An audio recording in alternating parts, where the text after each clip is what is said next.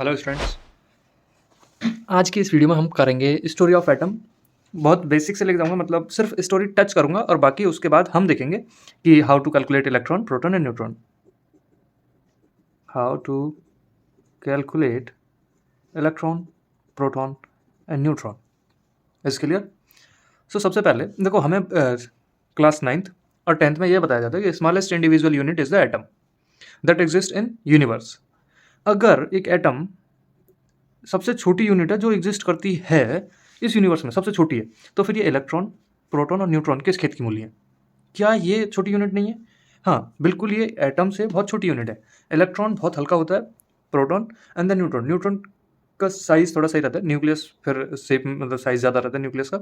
इन तीनों के according nucleus क्या होता है? न्यूक्लियस जो होता है, न्यूक्लियस होता है न्यूट्रॉन प्लस प्रोटॉन, ठीक है, जहाँ पे पूरे एटम का मास रहता है, ठीक है, ये न्यूक्लियस रहता है।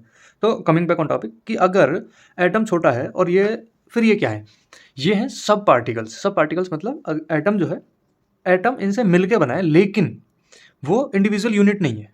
इलेक्ट्रॉन छोटी यूनिट नहीं है, इलेक्ट्रॉन ना ही प्रोटॉन यूनिट है और ना ही न्यूट्रॉन यूनिट है। अभी अभी जल्दी में ही इनके बाद न्यू डिस्कवरी हुई है क्वार्क्स की, ठीक है। क्वार्क्स स्पेलिंग पता नहीं क्या है क्वार्क्स की, ठीक है। क्वार्क्स इलेक्ट्रॉन की भी फर्दर, इलेक्ट्रॉन को माइक्रोस्कोपिक लेवल पे देखा गया, इलेक्ट्रॉनिक माइक्रोस्कोपिक लेवल पे, तब पता चला कि वहाँ पे इलेक्ट्रॉन में भी क्वार्क्स प्रेजेंट रहते हैं। एटम, एटम में इलेक्ट्रॉन और इलेक्ट्रॉन में क्वार्क्स, मतलब इतना अंदर, ठीक है। लेकिन हमारे सिलेबस में क्या है? Atom, electron, proton, neutron. तो एटम जो है स्मॉलेस्ट इंडिविजुअल यूनिट है that can not be divided further. इसको तुम काट नहीं सकते, मतलब ऐसे कट नहीं कर सकते, कैन नॉट बी कट, ठीक है, या डिवाइडेड, ठीक है। ये इसके सब पार्टिकल्स हैं, ठीक है, इनसे मिलके बना जरूर है, लेकिन तुम एटम को कट नहीं कर सकते, ठीक है, कि एटम को आलू गाजर मूली की तरह तुमने कट कर दिया, ठीक है, वो नहीं हो सकता इसके साथ। पहली चीज़ क्लियर होगी। Atom discovered by John Dalton, John Dalton, ठीक है। जॉन डाल्टन ने सबसे पहले 1885 में, अराउंड पता नहीं कितने में, एक थ्योरी दी थी, Dalton's atomic theory, Dalton's atomic theory, ठीक है। उसके बाद फिर बहुत सारे साइंटिस्ट आए, उन्होंने दिया, रदरफोर्ड, ठीक है, और थॉमस एडिशन, ठीक है, और जेम्स चैडविक। इन तीनों ने अपने अपने वो दिए, उस डिटेल में हम नहीं जा रहे हैं, ठीक है। अभी देखो, जॉन डाल्टन ने अपनी थ्योरी दी कि एटम जो है वो कैन नॉट बी डिवाइडेड, ठीक है। 5 लॉ दिए उन्होंने बेसिकली, ठीक है। फिर उसके बाद लुसेक भाई साहब आए, उन्होंने कुछ बोला। आफ्टर दैट रदरफोर्ड आए, ठीक है, रदरफोर्ड, ठीक है। अब यहाँ से स्टार्ट होती है इलेक्ट्रॉन, प्रोटॉन, न्यूट्रॉन कहानी। सबसे पहले रदरफोर्ड ने अल्फा स्कैटरिंग की, अल्फा स्कैटरिंग एक्सपेरिमेंट, ठीक है। क्योंकि मैं तुम्हें ये बिल्कुल ऐसे बता सकता हूँ क्योंकि मैंने अपनी आंखों से उन्हें करते हुए देखा था, ठीक है। Just joke apart, alpha scattering उन्होंने किया था, किस लिए? ये तुमने पढ़ा होगा, या अगर तुम नहीं पढ़े हो अभी तो पढ़ोगे इसे 12th क्लास में, फिजिक्स में, मॉडर्न फिजिक्स में, और 11th क्लास के एटम चैप्टर में। उसका नाम है फोटो इलेक्ट्रिक इफेक्ट, ठीक है, फोटो इलेक्ट्रिक इफेक्ट, PHE बोलते हैं इसको, ठीक है, फोटो इलेक्ट्रिक इफेक्ट। इसके लिए इन्होंने क्या किया कि ये गोल्ड शीट ली, गोल्ड शीट बहुत पतली ली, मतलब अज्यूम किया इन्होंने कि ये जितनी पतली है, इसका साइज़ इतना कम है कि इसमें एक एटम ही आ सकता है एक जगह पे, समझ रहे हो? ये 2 एटम से मिलके नहीं, मतलब एक एटम से मिलके बनी है, सिर्फ एक एक एक का मतलब लीनियर कॉम्बिनेशन, लीनियर कॉम्बिनेशन से बनी है गोल्ड फॉइल। और इस पे इन्होंने हीलियम का न्यूक्लियस बम्बार्ड कराया, मतलब बम्बारी कराई हीलियम के न्यूक्लियस की, मतलब सिर्फ और सिर्फ प्रोटॉन के, और एक प्रोटॉन एक न्यूट्रॉन, तो पॉजिटिव चार्ज था उस पर, ठीक है। अभी ये है तो इस पर क्या है? Positive charge. अभी देखना, पॉजिटिव चार्ज था तो इन्होंने देखा कि कुछ सीधे निकल गए, most of the particles goes straight and some particles goes somewhere else. और वो कहाँ गए? बस उन्होंने अपना पाथ चेंज किया और बहुत कम वापस लौट के आए, ठीक है, बहुत कम। तो वहाँ से उन्हें पता चला कि उसमें एक चीज़ और होती है जो कि रिपल कर रही है, और वो क्या है? प्रोटॉन, जो रिपल कर रही थी, पॉजिटिव को पॉजिटिव रिपल करता है, तो यहाँ से इन्होंने निकाला प्रोटॉन, ठीक है। अब बात करते हैं इलेक्ट्रॉन की, ठीक है। इलेक्ट्रॉन के लिए थॉमसन साहब, थॉमसन, उन्होंने क्या सबसे पहले उन्होंने एक थ्योरी दी कि जो हमारा तरबूज है, ठीक है, तरबूज में जो जैसे बीज धसे हुए हैं, बिल्कुल ऐसे ही इलेक्ट्रॉन धसे हुए रहते हैं, किसमें? एटम में। एक एटम, मतलब एक एटम तुम समझो कि तरबूज के बराबर है, और उसमें जो वो हैं बीज जो हैं तरबूज के काले काले, वो इलेक्ट्रॉन्स हैं, इतने दूर दूर और इतने छोटे छोटे इलेक्ट्रॉन्स होते हैं, उन्होंने ये बोला। ठीक है, प्लम पुडिंग मॉडल, ठीक है, और भी ये 2-3 मॉडल आए। ठीक है, तो ये दिए थॉमसन ने, इलेक्ट्रॉन डिस्कवर्ड बाय थॉमसन। इन्होंने फिर एक कैथोड एक्सपेरिमेंट किया था। ठीक है, कैथोड ट्यूब एक्सपेरिमेंट,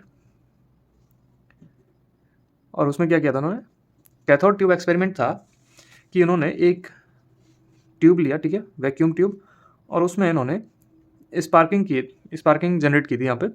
ठीक है, और स्पार्किंग जनरेट करने के बाद इन्होंने कुछ देर बाद देखा कि कुछ इस तरफ कुछ हो रहा है और इस तरफ कुछ हो रहा है, मतलब चार्ज सेपरेट हो गया था इसमें। ठीक है, तब इन्होंने कहा था कि जो एटम है या कोई भी एलिमेंट है उसमें वो चार्ज कंटेन करता है, और किस फॉर्म में करता है, इलेक्ट्रॉन कंटेन करता है, और वो भी नेगेटिव है ना, इलेक्ट्रॉन नेगेटिव साइन इन्होंने दे दिया।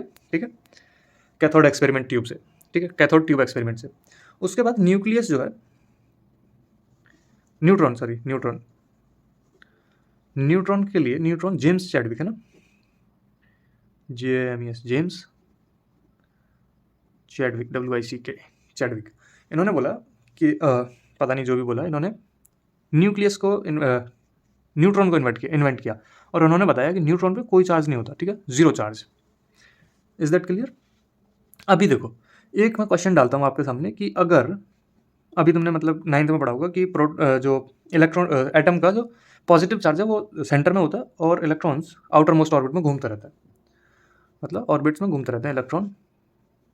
तो मेरा ये क्वेश्चन है कि इलेक्ट्रॉन तो चलो घूम रहे हैं अपने ऑर्बिट में, और इनमें एक खास डिस्टेंस भी है अपने एक दूसरे चार्ज से, और चार्ज क्योंकि सेम चार्ज को रिपल करता है, same charge repels each other. ठीक है, सेम चार्ज रिपल करता है, और इलेक्ट्रॉन क्योंकि कुछ दूरी पर है, वो तो चलो ठीक है, लेकिन अगर प्रोटॉन या पॉजिटिव चार्ज सिर्फ सेंटर पर रखा हुआ है, तो अगर बहुत सारे, सोच के देखो, क्लोरीन है ना, क्लोरीन के पास कितने 17 इलेक्ट्रॉन है ना, और अगर 17 इलेक्ट्रॉन है तो 17 प्रोटॉन है। 17 इलेक्ट्रॉन तो एटम में बिखरे हुए हैं, है ना, और 17 प्रोटॉन एक जगह पास पास रखे हुए हैं। तो जिस बंदे ने ये बोला था कि same charge repels each other, क्या उसकी बात झूठी हो गई यहाँ पे? क्लियर है भाई, उसकी बात या तो झूठी हुई है या फिर उसने कुछ बात छुपाई है हमसे, कि एक जगह पे पूरे पॉजिटिव चार्ज रखे हुए हैं और तब भी वो रिपल्सन नहीं हो रहा है। ये कमेंट करो जल्दी से। ठीक है, आगे मैं अभी बताता हूँ इसके बाद। चलो कंटिन्यू करते हैं, हम बताते हैं इसका क्या रीज़न है। सबसे ज़्यादा रिपल्सन जो होता है वो इलेक्ट्रॉन के बीच में है, इलेक्ट्रॉन में सबसे ज़्यादा रिपल्सन होता है। ठीक है, रिपल्सन थ्योरी पढ़ा रहा हूँ तुम्हें। ठीक है, कौन किसको ज़्यादा रिपल करता है। फिर उसके बाद proton repulsion, proton neutron repulsion, neutron पे जीरो चार्ज। ठीक है, एंड न्यूट्रॉन क्योंकि जीरो चार्ज है यहाँ पे, है ना, या फिर इसको ऊपर रख लो। ये प्रायोरिटी, मतलब ये जो ऑर्डर है ये मायने नहीं रखता, ये और ये। ठीक है, ये इंपॉर्टेंट है। इलेक्ट्रॉन का रिपल्सन सबसे ज़्यादा है, तो उसकी डिस्टेंस बहुत ज़्यादा रख रखी है एटम में पहले से ही। ठीक है, लेकिन एटम की डिज़ाइन इस तरीके से है कि एटम में पॉजिटिव चार्ज मिडिल में है, तो एक फोर्स काम करती है यहाँ पे, उसे बोलते हैं न्यूक्लियस फोर्स। न्यूक्लियस फोर्स बहुत ही शॉर्ट डिस्टेंस के लिए लगती है, शॉर्ट डिस्टेंस 10⁻⁻15 सेंटीमीटर।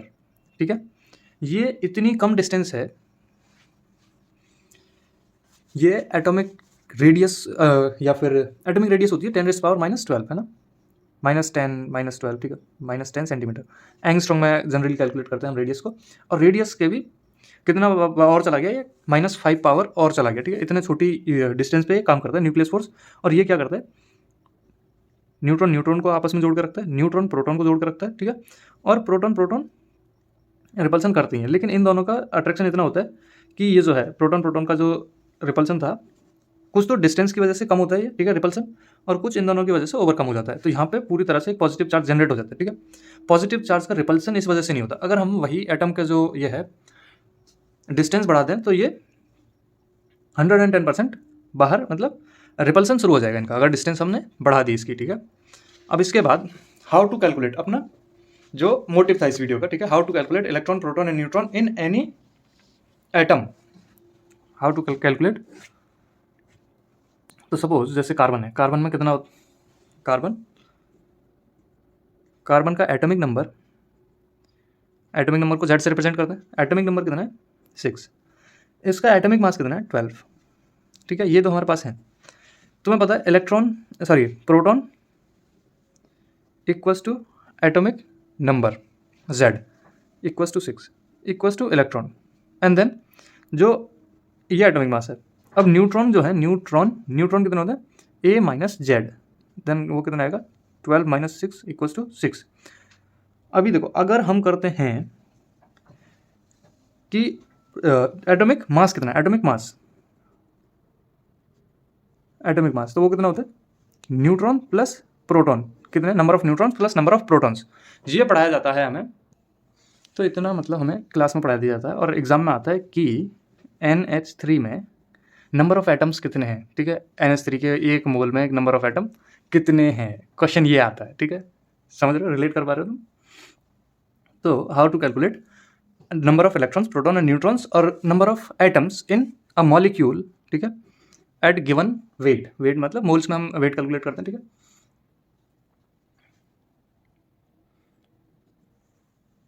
तो जितना मैंने अभी तक तुम्हें बताया ये आई थिंक क्लियर होगा। अब इसके बाद नंबर ऑफ मोल्स, एक केस लेता हूँ कि तुम्हारे पास नंबर ऑफ मोल्स हैं, ठीक है, नंबर ऑफ मोल्स एन से रिप्रेजेंट करते हैं। अगर एन नंबर ऑफ मोल्स हैं और तुम्हारे पास, तुम्हें निकालने हैं नंबर ऑफ पार्टिकल्स या नंबर ऑफ एटम्स, पार्टिकल्स मतलब नंबर ऑफ एटम्स कितने होते हैं, ठीक है।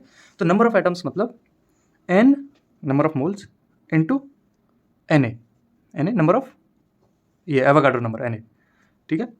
एन ए को रिप्रेजेंट करते हैं कैपिटल एन और कैपिटल ए नीचे की तरफ, ठीक है, एन ए, और एन ए कितना हो तो 6.63 इंटू 10⁻³ माइनस प्लस 23, ठीक है, माइनस 23 बोल रहा हूँ, 10⁻23 पार्टिकल्स, ठीक है। अब इसके अकॉर्डिंग देखो अब ये एक मोल में है, ठीक है, तो इतने नंबर ऑफ पार्टिकल्स। NH3 में नंबर ऑफ एटम्स इन,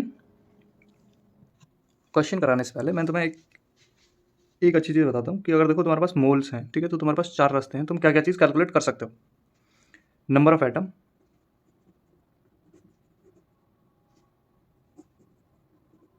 या पार्टिकल्स जिनको बोलते हैं, ठीक है, मास ऑफ गिवन एलिमेंट या जो भी चीज़ दी हुई है, ठीक है, उसका मास कैलकुलेट कर सकते हैं, या फिर हम एक चीज़ और कैलकुलेट कर सकते हैं और वो क्या है, वॉल्यूम ऑफ गैस। अगर वो गैस है, देखो मोल जिसके दिए हुए हैं, अगर वो गैस है तो उसका वॉल्यूम कैलकुलेट करना होगा, गैस। अभी ये चीज़ मैंने बताई, लेकिन इसके ज़्यादा डिटेल में मैं अगेन नहीं जाऊँगा, हमारा मेन टॉपिक है नंबर ऑफ एटम्स वाला, ठीक है। तो देखो अगर तुम्हें मोल्स पता है और नंबर ऑफ एटम निकालने हैं तो तुम्हें मल्टीप्लाई करना है Na से, और अगर तुम्हें नंबर ऑफ एटम्स दिए हुए हैं और मोल्स निकालने हैं, डिवाइड करना है Na से। मास का फॉर्मूला तुम्हें पता है, given mass divided by molar mass equals two moles molar mass, ठीक है। और अगर गैस की बात करूं तो अगर STP पे हम बात करते हैं तो 22.7 से मल्टीप्लाई और डिवाइड करते हैं फर्दर मोल्स और गैस को कैलकुलेट करने के लिए। अभी एक क्वेश्चन शानदार सा मैं देता हूँ, मतलब कराता हूँ। सोचो कि 8.8 ग्राम कार्बन डाइऑक्साइड है, ठीक है, 8.8 ग्राम कार्बन डाइऑक्साइड, कुछ इस तरीके के क्वेश्चन आते हैं। और ये जो क्वेश्चन है डायरेक्ट ये JEE मेंस या एडवांस का क्वेश्चन है, ठीक है। इतने लेवल का मैंने क्वेश्चन इसलिए उठा लिया ताकि तुम्हें फील आए कि तुम इतने लेवल का क्वेश्चन इस वीडियो को देखने के बाद कर सकते हो, ठीक है।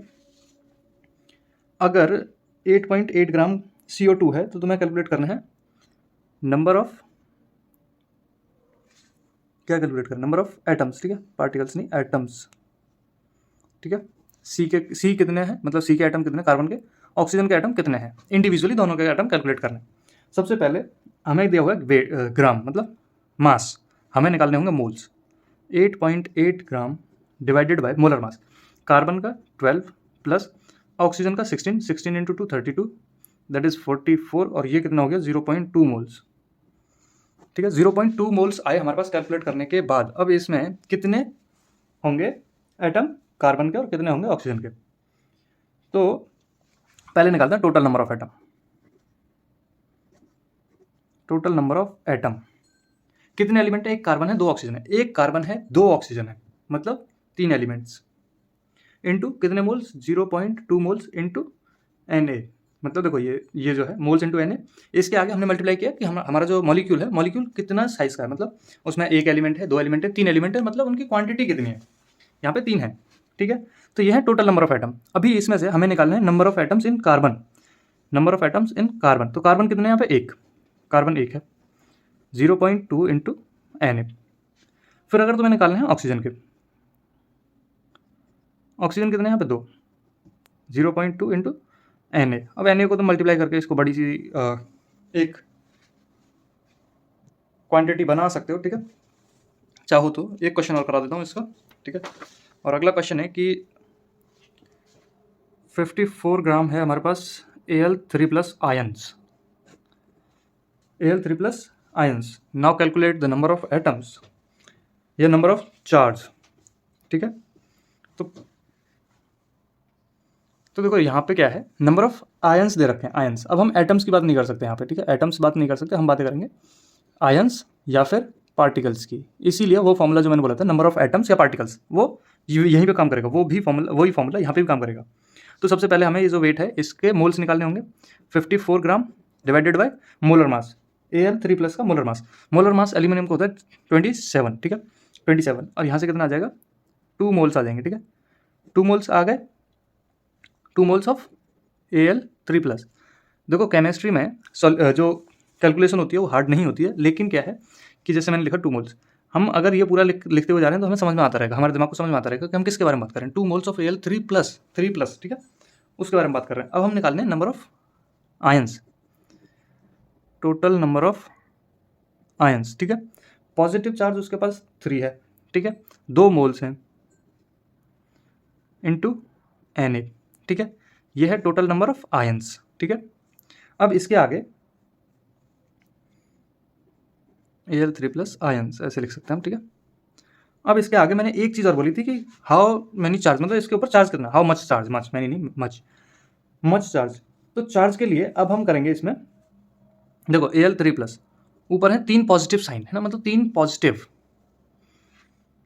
तो 3 इंटू 2Na, ये बिल्कुल हम लेने वाले हैं, ठीक है, 2Na नंबर ऑफ क्या है ये, टोटल नंबर ऑफ आयंस। अब total number of ions into 1 ion में कितना चार्ज होता है, 1 आयन में या 1 इलेक्ट्रॉन में, 1.6 इंटू 10⁻⁻19 कूलम्ब, ठीक है। अब ये तो हुआ 1 का, अब हमें करना है कितने का, प्लस चार्ज कितना है, 3 का, ठीक है। एक बार और 3 की मल्टीप्लाई हमें करनी पड़ेगी, तो ये कितना हो गया, 6Na into 3 into 1.6 into 10⁻⁻19 coulomb, ये हो गया इसका चार्ज। 2 क्वेश्चन करा दिया, अभी एक क्वेश्चन और करा देता हूँ मैं, एक क्वेश्चन और शानदार सा क्वेश्चन है, K4FeCN6, ये एक बहुत बड़ा मॉलिक्यूल है, ठीक है। इसमें हमें नंबर ऑफ आइटम्स बताने इंडिविजुअली, के बताने, Fe के बताने, C और N के सब के एटम्स बताने, नंबर ऑफ एटम्स बताने, number of atoms in particular, ठीक है। तो सबसे पहले निकालेंगे हम टोटल एटम। टोटल एटम क्या होता है, number of moles into Na, ठीक है, इनके निकालने। अब जो मेन चीज़ है, ये जो इसकी जो क्वांटिटी दी गई है वो है 3.68 ग्राम्स, ठीक है, 3.68 ग्राम्स इसकी क्वांटिटी दी गई है। हमें सबसे पहले करने हैं कैलकुलेट मोल्स, तो मोल्स के लिए हम कैलकुलेट करेंगे 3.68 divided by molar mass. Molar mass potassium का K का 4 इंटू K मतलब, ठीक है, प्लस Fe प्लस 12 प्लस मतलब 12 बोले तो कार्बन 14 नाइट्रोजन इंटू 6 है ना, और ये प्लस करेंगे तो हमारे पास आएगा कितना, अराउंड 368, ठीक है, अराउंड 368। तो मोल्स 368, तो मोल्स कैलकुलेट होकर आ गया 0.01 मोल्स, 0.01 मोल आया हमारे पास इस कंपाउंड का इतने वेट पर। हमें निकालने K4 number of atoms, K4 के नंबर ऑफ एटम्स। K क्या है यहाँ पे, पोटेशियम है ना, सिंपल पता है कि K होता क्या, पोटेशियम होता है, 0.01 इंटू Na, ठीक है, ये है टोटल एटम, नहीं ये टोटल एटम नहीं है। टोटल एटम के लिए हम क्या करेंगे, K4 के पूरे मतलब 4 5 6 4 5 प्लस 1 2 इंटू 12 मतलब 24, ये प्लस करके 29 से मल्टीप्लाई करेंगे, ठीक है। तो ये है हमारे पास नंबर ऑफ एटम्स, ये वाले 29 इंटू 29, ठीक है। हमें निकालने हैं number of atoms of potassium, के वाले, ठीक है।